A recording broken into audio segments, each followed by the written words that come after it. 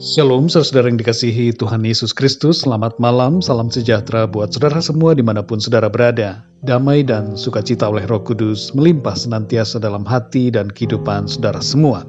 Sebelum kita mendengarkan renungan firman Tuhan, mari sama-sama kita berdoa. Bapa kami yang di surga, Bapa di dalam nama Tuhan Yesus Kristus, kami mengucap syukur Tuhan untuk berkat dan perlindungan-Mu di sepanjang hari ini. Kami dapat lalui semua karena kekuatan Tuhan. Dan di waktu yang indah ini Tuhan, kami rindu untuk kembali mendengarkan sabda kebenaran firman-Mu. Urapilah setiap kami, jamah hati kami Tuhan, sehingga kami mampu untuk mengerti apa yang menjadi kehendak-Mu bagi kami. Terima kasih Tuhan. Dalam nama Tuhan Yesus Kristus kami berdoa. Haleluya. Amin.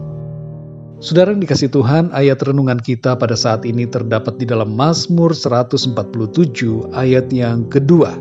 Tertulis demikian, Tuhan membangun Yerusalem, Ia mengumpulkan orang-orang Israel yang tercerai-berai. Saudara yang dikasih Tuhan, pada bulan April tahun 70, bukan tahun 1970 saudara, tapi tahun 70, bulan April, sekitar 40 tahun sesudah peristiwa kenaikan Kristus ke sorga, pasukan tentara Kaisar Nero mengepung Yerusalem. Bait suci di Yerusalem dihancurkan sesuai dengan nubuatan Tuhan Yesus.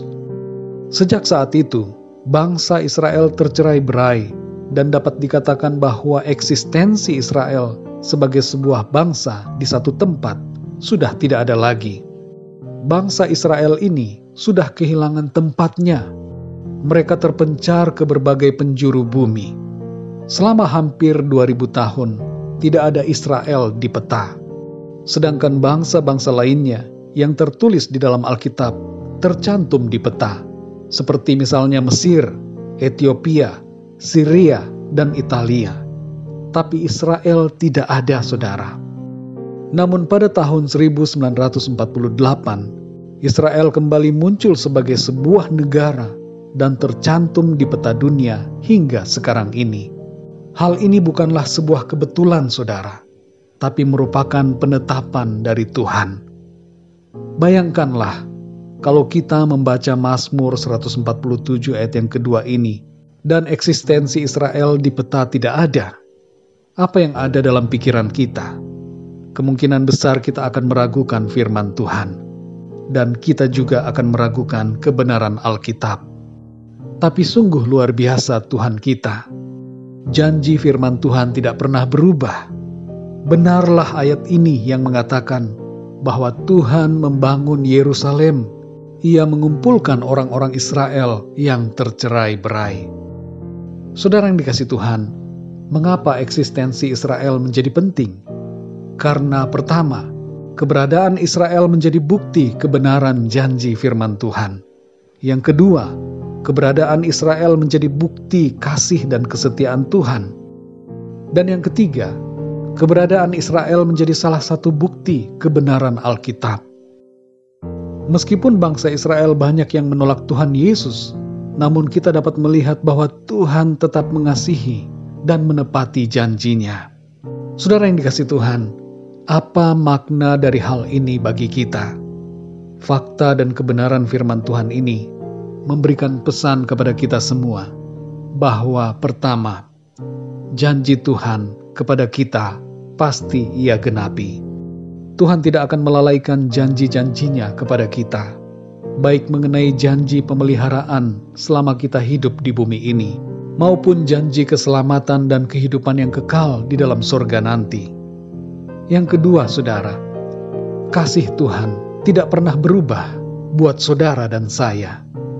Bagaimanapun keadaan kita, Tuhan tidak pernah mengubah kasih-Nya atas kita. Karena itu, saudara, kita perlu meresponi kasih Tuhan dengan hidup menuruti kehendak firman-Nya.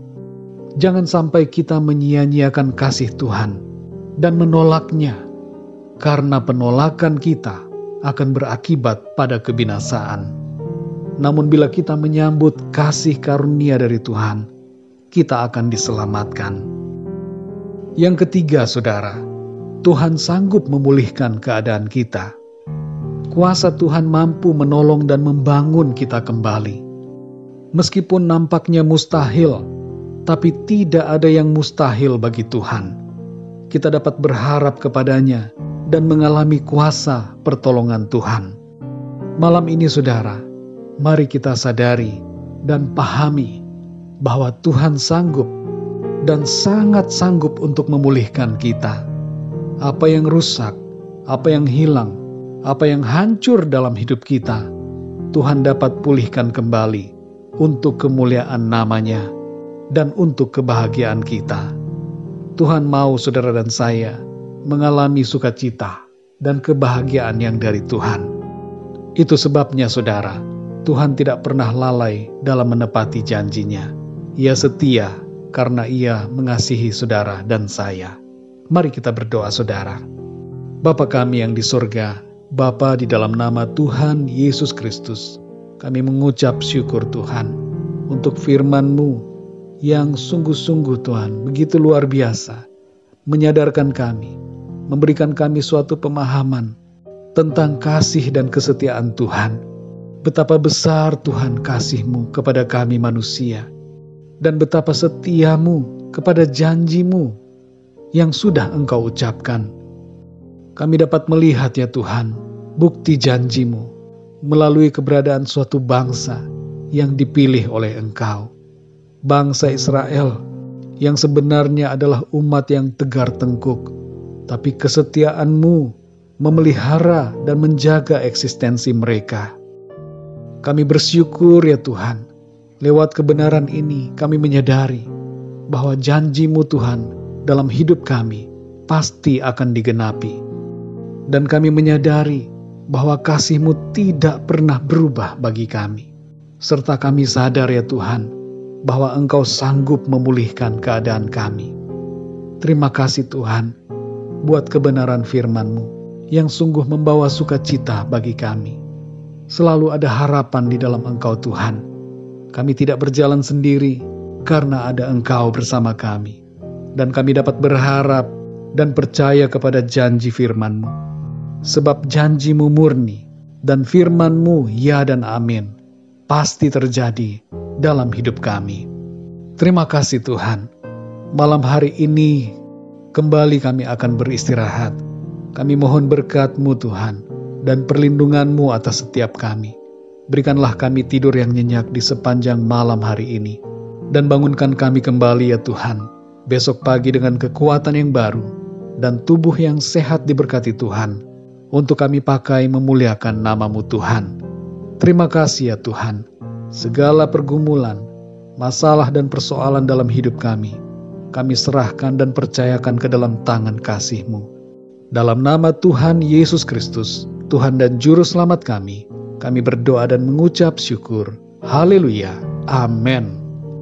Puji Tuhan, saudara yang dikasihi Tuhan, saya percaya firman Tuhan menjadi berkat dan kekuatan buat saudara semua.